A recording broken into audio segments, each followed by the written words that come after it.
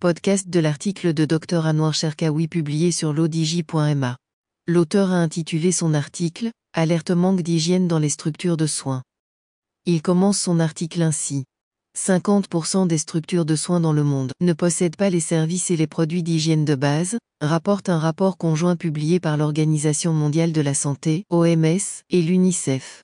Qu'en est des établissements de soins, particulièrement les centres de santé et les dispensaires au Maroc, à la veille de la généralisation de l'assurance maladie à tous les Marocains d'ici fin décembre 2022. L'auteur poursuit son article ainsi.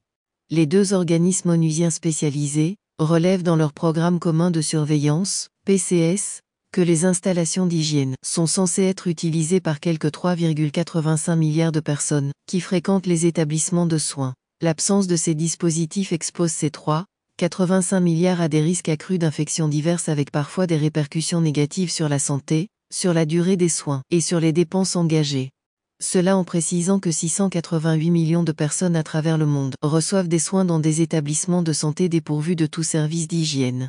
Après l'avènement de la Covid-19 hautement révélateur de défaillances de plusieurs systèmes de santé publique à travers le monde, l'amélioration des installations d'hygiène est indispensable pour assurer un bon rétablissement, à mettre en place une stratégie efficace de prévention et surtout pour faire face à d'éventuelles épidémies, vient de souligner Marianne Herra, la directrice chargée de la santé publique et de l'environnement à l'OMS.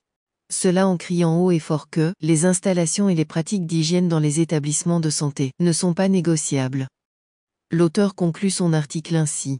Par ailleurs, l'OMS et l'UNICEF indiquent que les installations d'hygiène en Afrique subsaharienne sont à la traîne, avec seulement 37% d'entre elles qui disposent d'équipements pour se laver les mains avec de l'eau et du savon.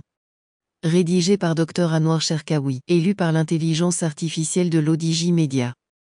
N'oubliez pas de télécharger notre application l'Odigi mobile sur Android et iOS et de vous abonner à notre chaîne YouTube l'Odigi TV si vous souhaitez être au courant des dernières actualités, podcasts et émissions télévisées.